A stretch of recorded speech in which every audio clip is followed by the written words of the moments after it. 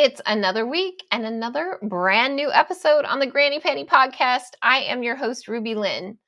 Don't forget, please hit the like button, subscribe. You can also follow us on Instagram at the Granny Penny Podcast. If you want to follow me, you can do that too at RubyLynne Official on Instagram. This week's guest, I had the pleasure of being on his podcast. It was one of the very first podcasts I was on, especially in person. Don't get much opportunity to do in person. And what I remember most is the theme of his podcast is about some adult beverages being consumed while you're being interviewed. And I definitely consumed those beverages and probably just verbally spilled all the tea. But it's my turn to put him in the hot seat. So help me welcome Matt Slayer of And Now We Drink podcast.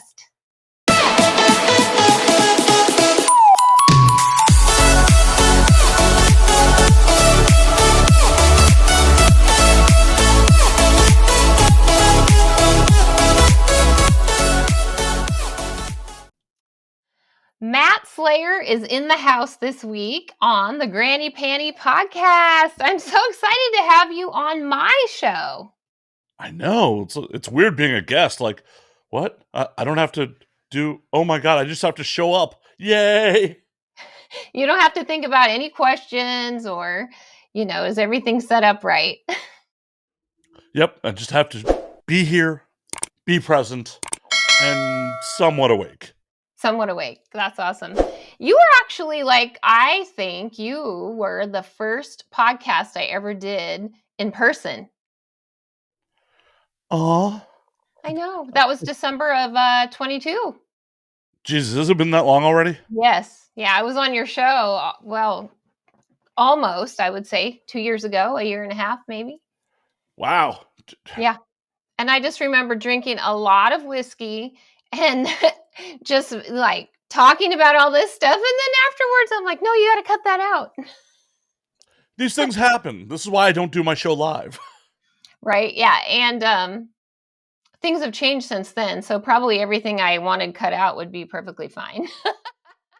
These things also happen. I do not take that personally. Like, when someone wants something cut, it's just like, yeah. Okay, no problem. Yep, exactly.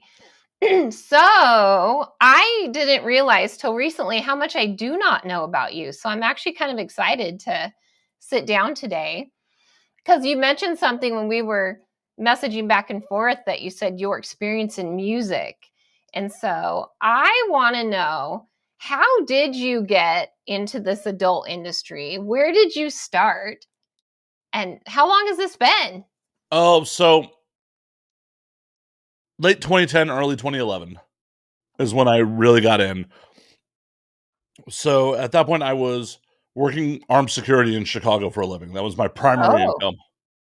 And one of the bars I hung out at just happened to have a Burning Angel night. Like, there were 6 or 7 performers that worked for Burning Angel that lived in Chicago at the time. Okay. Excuse me, I'm a little gassy this afternoon. And yeah, it's not morning. It is somewhere, right?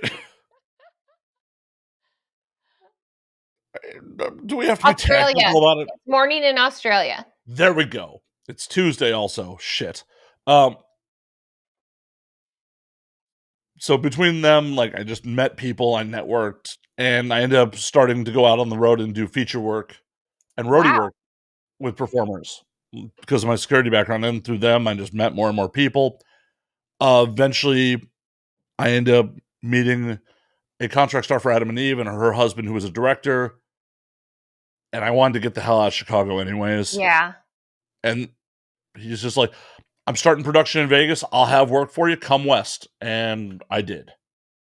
That is cool. And that was 2010, 2011? Yeah. August of 11, I moved to Vegas. Okay. So, and then oh yeah, I've been around for a very long time. So security to what, editor? Is that what you were doing in Vegas? Actually, that production never started. Oh, darn. So I was still doing security. I was doing PA work. Mm-hmm. It was just, whatever I can get my hands on. Because for me, adult has always been about my film ambitions. I'm a giant film nerd. And I never met anyone who did mainstream. And then when I started meeting people who do adult, I'm like, well, this might be a way to actually make something. So I wrote some scenes for people. I did a bunch of just odd jobs on top of the security work. Like I was just Wow. like trying to be here to make something. Mm-hmm. And I think that was part of my success getting into the industry. Is from day one, I'm like, I don't want to be male talent. Okay. That was my next question. Were you ever male talent? Nope. Nope. My dick has stayed in my pants on camera this whole time. Not that a bunch of people haven't asked me, especially in recent years. Yeah. And I'm just like, nope, still not doing it. And at the point where I got in, Mm-hmm. there was only really studio work. And Yeah. I'm very confident I would fail in a studio setting. Like, You think so? oh yeah. I've had public sex before, and unless I'm real drunk, it Yeah. doesn't go great. Little performance anxiety. Yeah, just especially like every time it's been public sex, it's been some random hookup. Yeah. It's just like, it took a little while to not be pushing rope.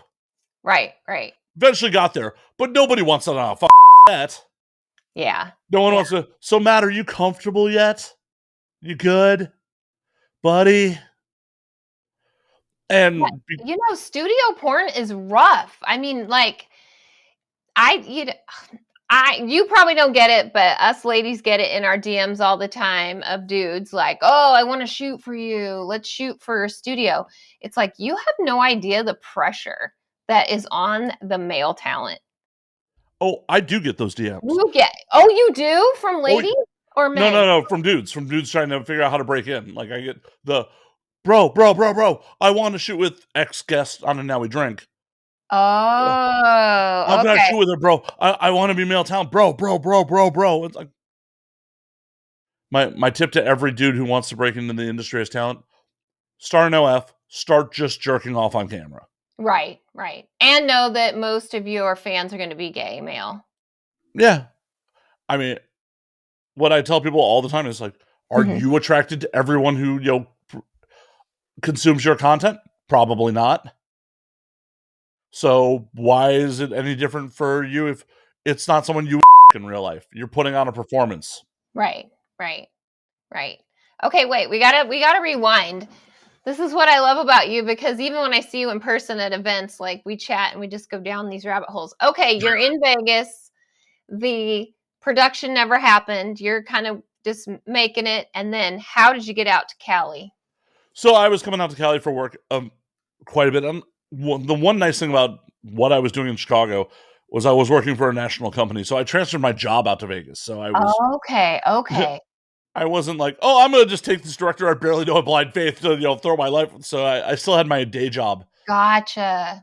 till 2014, and I really did not like working for that company, but Mhm. I made the best of it. Like, and they had me traveling full time as Oh, well. wow. So it was a lot of like, I would travel to a city for the day job, and then on weekends meet up with a feature at a club, and then fly back to wherever I was going. Like, I flew 149,000 miles in just 2014.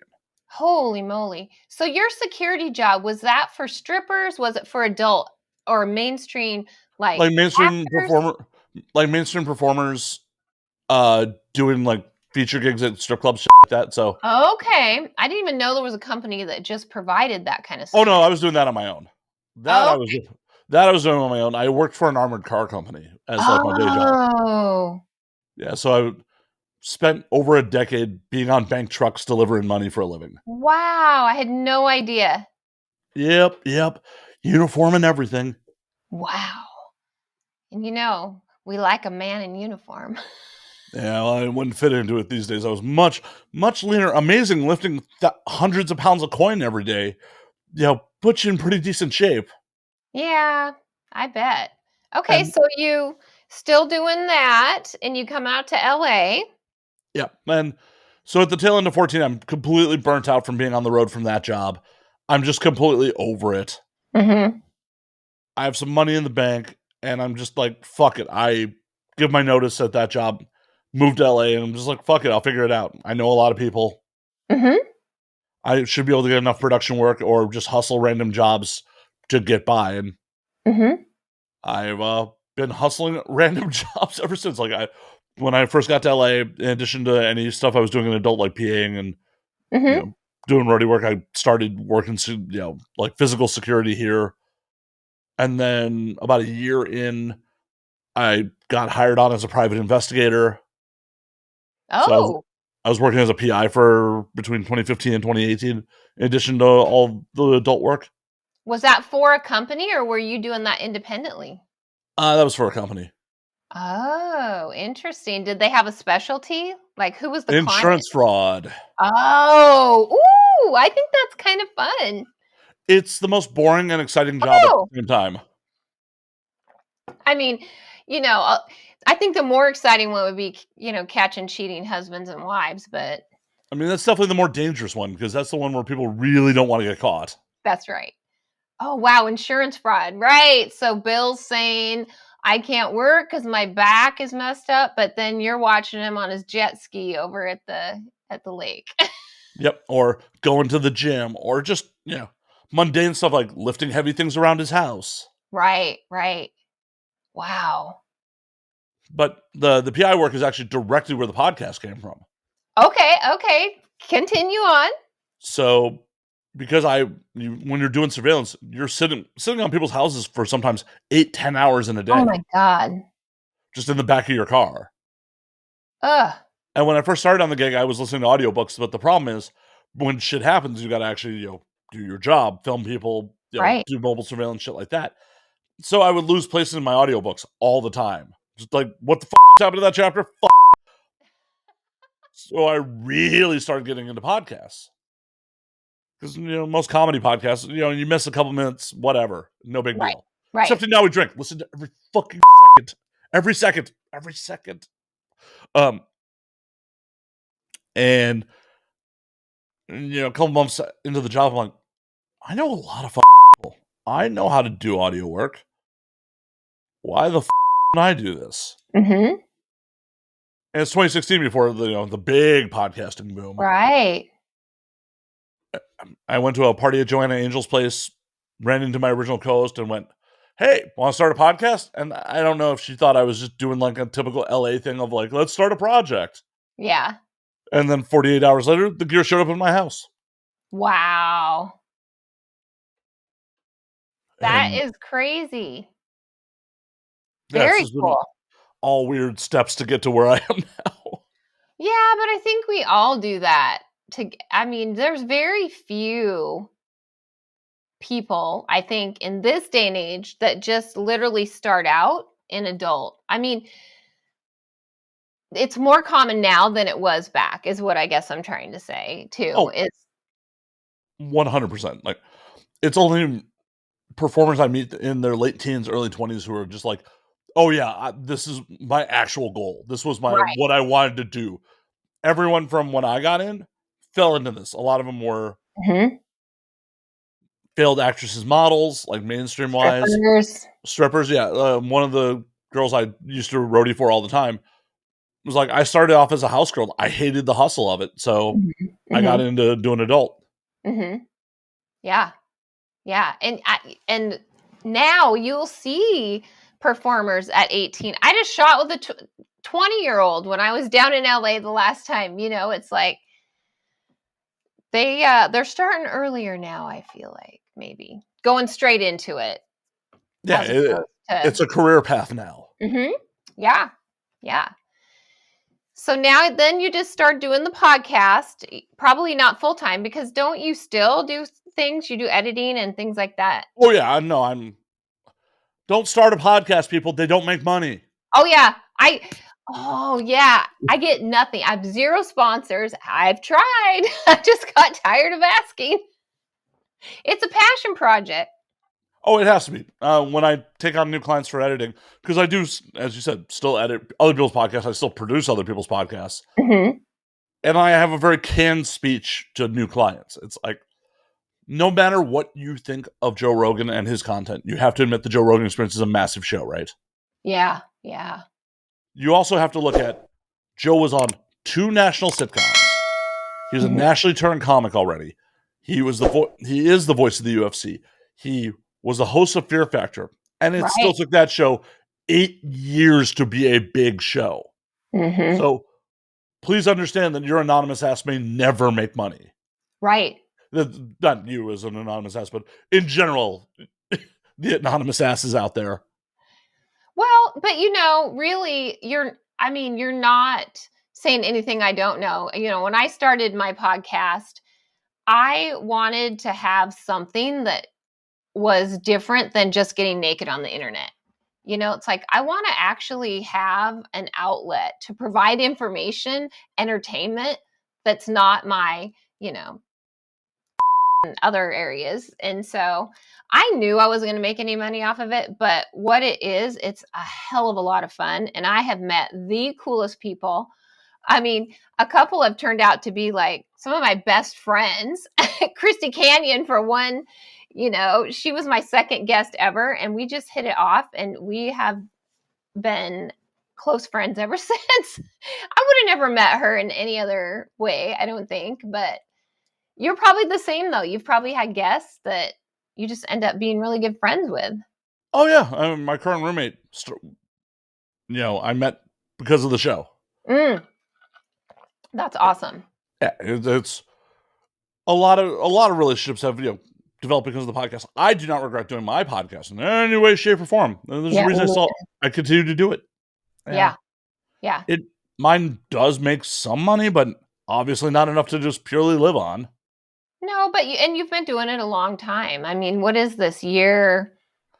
Oh, it will be year 9 in May. I was going to say 9. I was thinking 9. And you still come up with guests. I mean, you never run out of guests. Oh, I have a pro tip to anyone who's, especially an adult starting to do podcasts: bank episodes. I have so much in the can, because just this week alone, I had 2 guests cancel. Oh, darn. I mean, this happens. Yeah. My thought process on it always is like, as long as you give me a heads up, it's cool. Yeah. Call, no show me, you're dead to me. I will not rebook you. Yeah. Yeah. I hear you.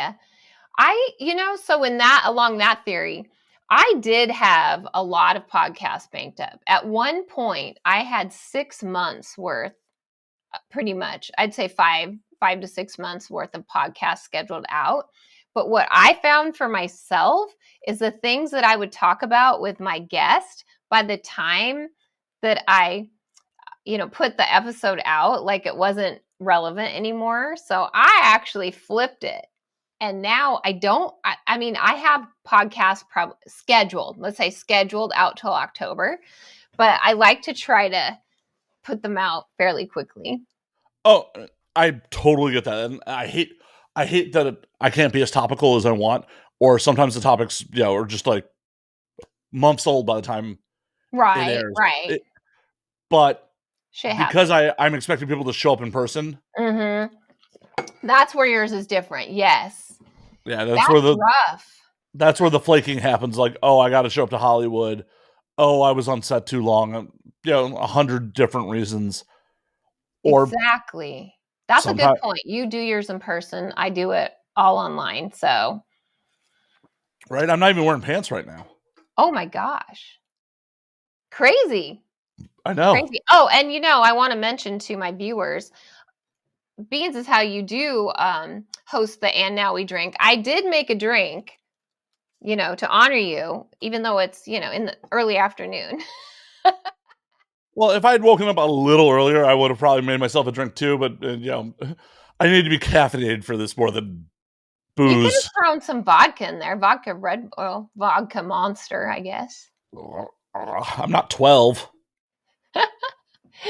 That's what the kids drink, right? So tell me what else you have going. So now we know how you got to Hollywood and what you were doing, but what else do you do now besides editing and your podcast? Do you have any big projects you're working on? I do, actually. I do. So I've talked about this briefly on my own show, but I don't know how much crossover we have between audiences. Hopefully I hope some of we you. have a lot. Yeah. I definitely hope some of my drinking buddies find your show and are here, and maybe I convert. What do you call? I know we just completely tangent. What do you call your audience? My audience? Yeah. Oh, I haven't really given them a name. I guess the Granny Panty crew or something. Definitely got to give them a name. They got to be able to self-identify. What's your audience called? They're my drinking buddies. Drinking buddies. I love it. Maybe they're my panty sniffers. That's awesome. Hell yeah. Hell yeah. Because I also personally dislike the name fan. Oh, I Like, know.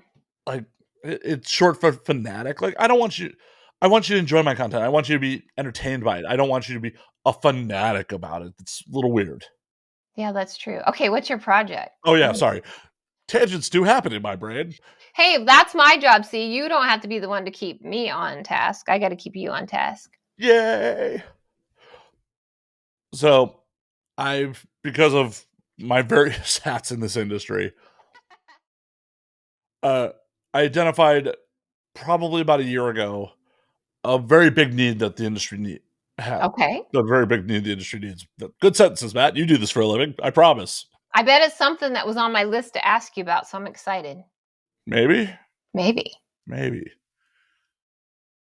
So, realize that there is not reliable cloud storage for the industry, for content That's creators. what I was going to ask you about. It's insecure.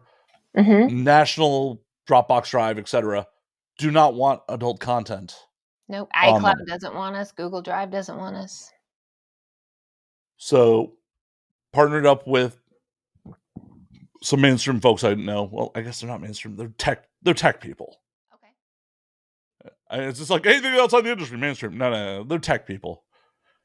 And we've been developing SceneLocker, which is a content creator first cloud storage solution. And down the road, it's going to be very much more content creator friendly than just cloud storage. Like, we have a bunch of ideas because I've been working as an editor for years. It's just like, we want to build good collaboration tools, good workflow tools. So it's like, oh, you upload this scene that you just did. It's good to go for your editor almost immediately. Wow. And then, they can start working on it possibly before you even get off set. Wow. So it's called SceneLocker. Is it teamlocker.com? SceneLocker. Scene. Oh, Scene. I thought you said team. No, SceneLocker.com. SceneLocker. Ooh, I'm going to write that down. We should be in beta hopefully in the next couple of weeks. So originally we were planning to be live for XBiz Miami. Oh, yeah. And that's where I had seen that you were a sponsor and different things. And I was like, ooh, I got to remember to ask him about this. And like any tech product, there's been a little bit of development hell for what was supposed to be very easy. Turns out it's not, which is honestly, on a business end of us, sucks that we are not to market yet. Wanted to be already, but it's also better for us that this is not as easy as we thought it was going to be. So someone else can't just swoop in and be like, we're doing this too. Right. What a cool resource. It's going to be groundbreaking. It's going to change how everyone does this, because how much is your raw footage really fucking worth? It's worth a lot. Yeah. And if you're not careful, you upload it to the cloud, it gets nuked by whatever company you're using, and then hopefully you have it backed up on a hard drive somewhere. Right. Hopefully. Right. And then you got to go find that hard drive. Yeah. So is it going to be good for sharing content between collaborators, or would they have to have a paid SceneLocker account in order to, because like on DB, you can get a free account that's got minimal megabytes or whatever, and be able to grab that Tell me more about how yours is going to be. So there's going to be two different ways. You can freely share for people that do not have SceneLocker accounts, but it is a one-time use link. Okay. So you send that file, they get one chance. So it can't be used for piracy. That link can never be used on a Discord server to pirate your content. Gotcha. Just one-time use. Now, Okay. and then there's much freer sharing between two SceneLocker accounts. Okay. In addition to being able to make team accounts. So like, say me as an editor, I'm on your team, I'm on X performers team. So my account will have access to these shared lockers from multiple teams that I'm on. Cool. That's very cool. I like that. Yeah, I like it that it's a one-time link. So say for instance, I'm sending it to my scene partner and I send them the link and they open it but then didn't download it or something and they need to go back. They've lost access. Do I just create a new link and send it to them? You do. Okay. And Okay. there'll be an audit log also on your end to show when they opened it and got it. Oh, that is cool because on the old DB, I have to make a file, bring all those files in, share that file because of course I don't want to share my file in case it gets, somebody takes the scene out, right, or something. And then I find out, I've had this happen twice lately, where my collaborator didn't go in and download those files for themselves, and I just leave it up there usually for about a month after I shoot with them. I expect that they're going to go grab that content and put it where it needs to be, and they didn't. And so then I had to rebuild that file again. It was a pain in the butt. Yeah, and this way you'll know when they've grabbed it, what time. So if they're ever like, "Oh, I didn't grab it," and you're like, "Nah, the audit log says you really did." Yeah. Yeah.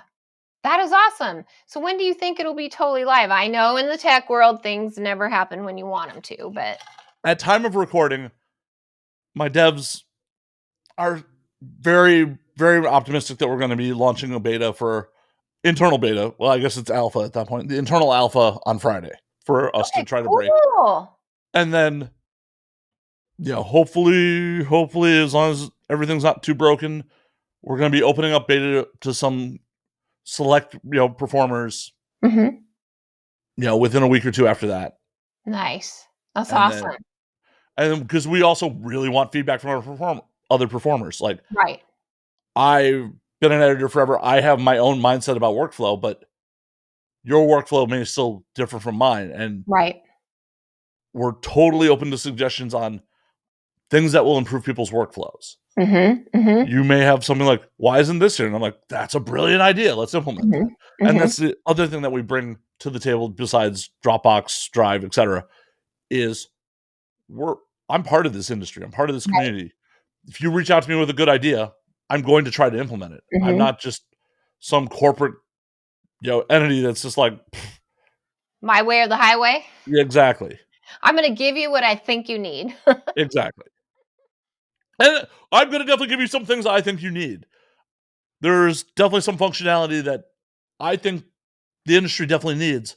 Yeah. That I want to implement. I don't want to Yeah. talk about it just yet because they're down the road a little. Trade secrets. A little bit. Well, I have some ideas that I think will really help people's workflow, but until we're able to implement them, I can't talk about it. Yeah, for sure. I've been a beta tester on a couple things lately, big projects, and that was fun. Melrose Michael's GPTs, which is GPT for the adult, industry. I beta tested that for her, and man, yeah, that was fun to be able to kind of give feedback about what's missing or what could be better. But yeah, I love that. I love when people in the industry come up with solutions because who understands what you're doing more than those people doing it? Oh, 100%. This actually came about because people kept asking me and like tweeting at me like for storage solution questions. Oh, yeah. I'm just like, oh, okay. Mm-hmm. There needs to be a good one because Yeah. right now honestly, the best storage solution is having a NAS and storing stuff locally. Yeah. Yeah, which I do. I have the external hard drive, and I just feel like I have my stuff in 3 different places, so having it in one place would be nice. Well, ideally, you want to have it in at least 2 just for Yeah. redundancy. But a NAS is a expensive investment. I mean, I think it's a worthwhile investment, but you're still looking at a couple $1,000s to get a good setup going with a lot of space. Okay. So Do you know what it do you my know what an $200 external drive is probably not great. well, do you know what a NAS is? I'm not technical at all, So Matt. it's a network attached storage. It's a separate device that basically just houses multiple hard drives and has its own Oh, operating system. okay. And for myself, I have a 5 bay one so it has 5 10 terabyte hard drives in it. Holy moly.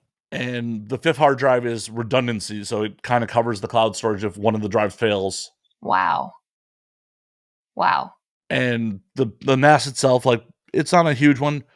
The device is $500-600, and then you're Mhm. looking at, depending on current market prices, at least for a 10 terabyte drive, like $200 to $300 a drive. Holy moly. Okay. Yeah, I have an 8 gig external drive. Well, I And also generate a lot of content. multiple of the 2 tabs. Well, and what's your labeling system for it? Like, how do you keep track of what drives what? That's what I'm saying, everything is everywhere. What I do try to do is, so my Dropbox is just normally for sharing files between someone who may be working for me or, helping me, or a collaborator. That's all I use Dropbox for. But then everything of mine is in iCloud.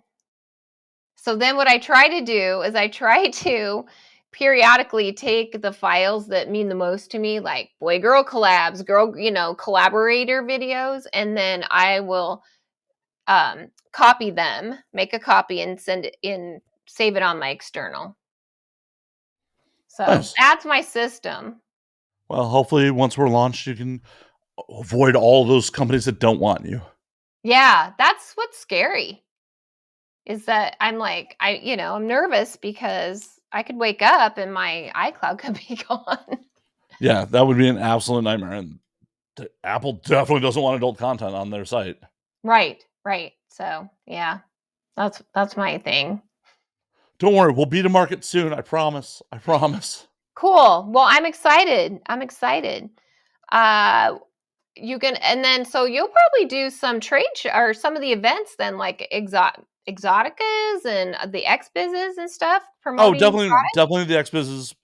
Uh, because Exotica is so fan facing, and this is really for performers, Yeah, we haven't decided if we're going to do the Exotica circuit yeah.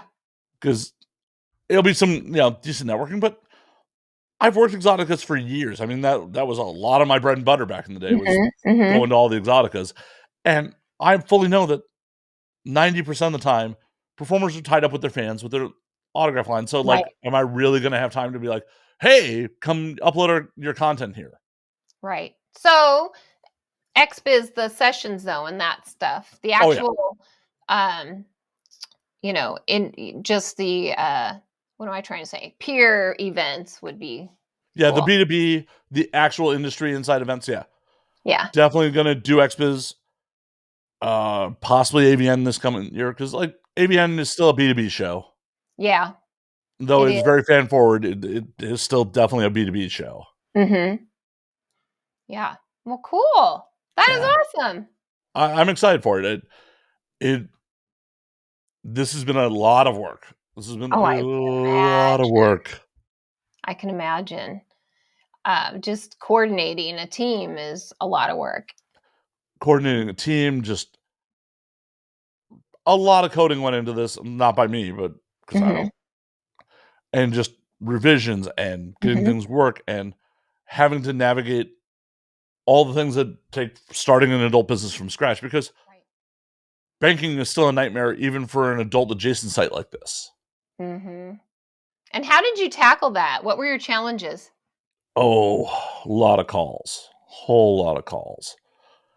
And hell, one of our vendors, it really took meeting with them in Miami at XBiz for them to really take us seriously. Like, Really?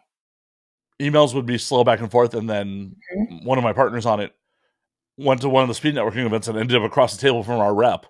And they're like, she's like, "Oh, I know you." He's like, "You owe me an email." Oh, And good. I like that. we ended up having a meeting with the president of that bank, or that finance payment processor. They're not a bank. Yeah, very And cool. they're like, "Oh yeah, we'd love to have you." So it's just been chugging along. Yeah. Well, good. It sounds like you just been in the right places at the right time. Yeah, and there's definitely been some ups and downs over the years. Like, I would be lying to your audience if I said, "Oh, it's been all roses and pussy this whole time." Well, yeah, I mean, this year has been something crazy. I'm just looking forward to November being over, and hopefully our fans and viewers will, be able to have more confidence or not. I don't know. Maybe the whole world's going to implode. I don't know. Where do you want to live in Europe? I know. I know. I've always wanted to be an expat, actually. I was featured in an article at my university because I'd went to Nicaragua for a project with the university, and I was like, oh my gosh, I'm going to move here. Just such a simpler life and so much cheaper. Well, cool. I am so happy. Congratulations, SceneLocker. And yeah, speaking of XBiz Miami, I did want to ask you. I saw that you went to Cuba. I did. Oh, Tell me about that trip. I've wanted to go there for years. It's been on my bucket list. oh, Havana's amazing. When you were like XBiz Miami, I was like, did I drunkenly do something? Yeah. Yeah. What'd Like, you do? No. yeah, I think. Anywho, I did not eat out that girl at the pool. Maybe I was a little drunk. Oh my gosh. These things happen. I No, call that Havana. pool the sludge pot. Ugh. Ugh, yeah, a lot of chlorine is needed. A lot. Back what is it called? There, I don't know. There's one called like Bactricide or something. It's like it needs it. By the gallon, just industrial barrel just rolled in. Yeah. But Havana. I know I sidetracked you Yeah. again. What made you decide to go there? It was actually my second time there. Ooh. My decision to go there this time was I'm in Miami, and that's most of the travel to get there. Yeah, for sure. And especially since their only direct flights from the States these days is from Miami International. Mm-hmm. Said, fuck it, might as well go. And yeah, Havana is a wild place. Though it's technically a communist country, it is hyper capitalism at street level. I can imagine because everyone's broke. Well, everyone's broke. The big difference between this trip and when I went in 2017 was for over 20 years, the Cuban government had two national currencies. They had the Cuban peso, which is the actual trade, commodity, Mm-hmm. fluctuates on the markets. And then they had the Cuban convertible peso, which was always 1-to-1 with the USD, kind of. Okay. The reason I say kind of is the Cuban government charges 3% exchange rate to exchange any currency into Cuban money, Okay. except for dollars, which they charge an additional 10%. So confusing. And when I was there in 2017, you had if you were in any tourist area, you had to pay in convertible pesos. But when you're out in the neighborhoods, you had to pay in real pesos. Gotcha. And it's not like that anymore? Do they just have one currency? They went back to just the peso. Okay. I think in 21 or 22. But everywhere takes dollars. Everywhere just directly takes dollars. Takes US dollars? They do. At varying exchange rates. So you don't quite know what you're going to pay? Or you ask, what is your exchange rate in dollars before you start the transaction? Yeah. And Googling it said there's 24 pesos to the dollar. Okay. Actually, in country, it was 240 pesos to the dollar, up to 400 pesos to the dollar, Oh depending my. on Depends on where you were. Yeah, like, and this is in restaurants, markets, Mhm. cabs, everywhere. Wow. It's like going to a convenience store and be like, "Do you take dollars?" They're like, "Yeah, what's the rate?" "Oh, 400." "Cool." It was just wild because it's such Yeah. an impoverished country. You'd walk out of a store. I think we walked out of like some basically convenience store with a 6-pack of beer and 4 energy drinks for under $5 US. Oh, wow. It's like Gotcha. it's so cheap when you're in country. Like, Mhm. we rented a really nice house. I think it was 400 for the whole weekend, Wow. and we could have definitely housed more people than just the 2 of us that were there. Yeah, yeah. What was the highlight of your trip? Per usual, just hitting a Cuban jazz club. Oh, nice. It's always so much fun. We did it on Monday night this time, so like the club was kind of dead, but the performance was amazing. Yeah, yeah. And you can't beat a $2 cover that comes with a free drink. Oh my gosh. Yeah. Ah, well, someday I'll get there. When I was at Portland State, one of my friends there, she was from Cuba. And so I learned a lot about Cuba from her. But It's a very interesting place, and the women are beautiful. They're mhm. fucking beautiful. And the beaches I hear are amazing. I didn't get to hit the beach this time. When I went in 2017, had a great time at the beach. Just so the one thing that you have to get accustomed to there is the internet's not really a thing. Yeah. Because they what do you call it? Censor it, correct? Well, it's not even that they censor it, it's just the infrastructure. It's better now, but it did not exist in Mhm. 2017 when I was there. So, like, your Airbnb host really acts like a host. Like, our Airbnb host arranged all our cars Wow. and stuff like that. So, we didn't really try to arrange a beach trip. But when we went in 2017, yeah, we had to Yeah. like arrange car service to get out to the beach and then arrange what time they were picking us up. Okay. Okay. But in 2017, like, it was great. They brought just on the beach, they brought lobsters out to the beach and set up a table for us on the beach for like $13. Nice. Yeah, it was just, oh, and Awesome. that's overpriced because it was a tourist area. Yeah. Yeah. It, Very cool. Very cool. I love it. it's it's a beautiful place. I would kill to see what it was like in its heyday in the 50s because Yeah. it's beautiful, but there's a lot of urban decay. There's just a lot of like Mhm. it's an Yeah. impoverished country, and it's just you can tell it's like, oh, this was amazing when it was built. And I Yeah. still love it there. I still love it there. I love the people. I love the hustle. Like, everyone's really cool. Yeah. That's so neat. And I hear there's a lot of classic cars still driving around. Oh, yeah. I mean, they're held together by Russian steel and baling wire in a lot of cases. If you go to my Instagram, I have a bunch of pictures of classic cars from the trip, like, on my IG. Okay. Great. A lot of what I did this trip was just take a lot of pictures. It was just, rolling around with my camera. Yeah. That's good. That is amazing. Well, I'll get there someday. You gotta go though you legally cannot go for tourism. Right. You got to go there for something else, right? Yeah. I was there for journalism. Okay. That's cool. So maybe Yeah. one day they'll open it up for tourism, but Mhm. just tell the State Department that, you're there for a legal reason. It's cool. Yeah. Ugh, but you're right. Getting to Miami's half the battle. More than half. It's a 45-minute flight from Miami. Yeah. Well, and just getting to Miami from Portland is a kind of a nightmare. Like there's no direct flights. We're an international airport, but we're really not. Like, if you want to go to Asia, Portland works. If you want to go somewhere else in the States, not so much. Yeah, it's rough. It's rough, but I don't know. After this year's XFiz, I'm not sure I'm going back. So we Really? shall Why see. not? It's just not the same. Been there quite a number of years, and this was a very disappointing year. But Oh, that's a bummer. yeah, yeah, we'll see. Maybe things will change with 2025. We'll see. We'll I see. certainly hope so. Like, because no shade to the Exodus crew, there were definitely some problems with the show this year. Yeah, Yeah, there was, but well, cool. So just looking ahead, the big SceneLocker launch.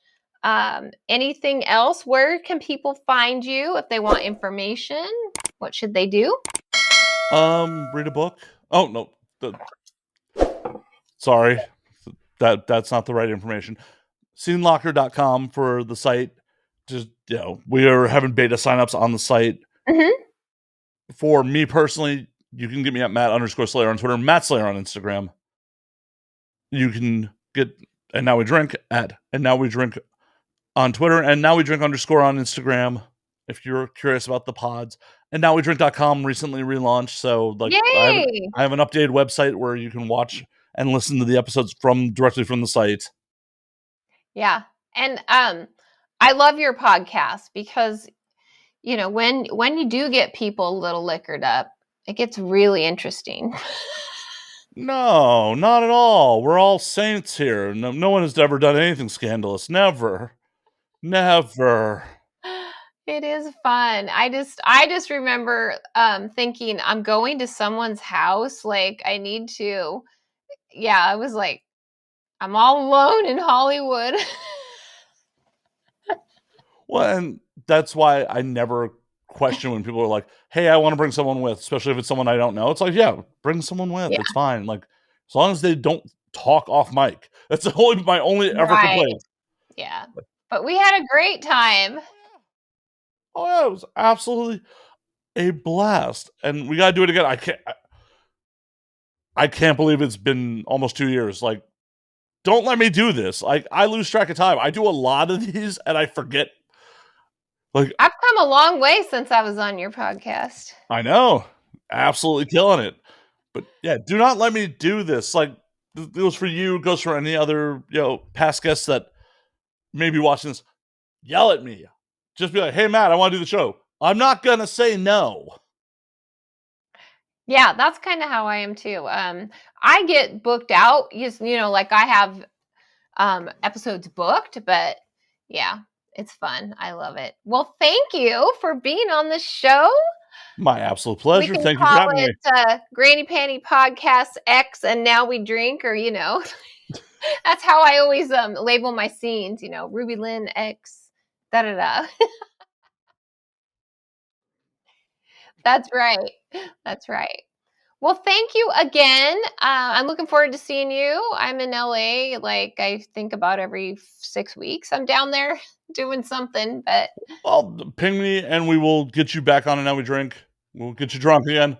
We'll tell the world like what you've been up to. yeah, for sure. Well, thanks again, and I'm sure we will chat soon. Awesome.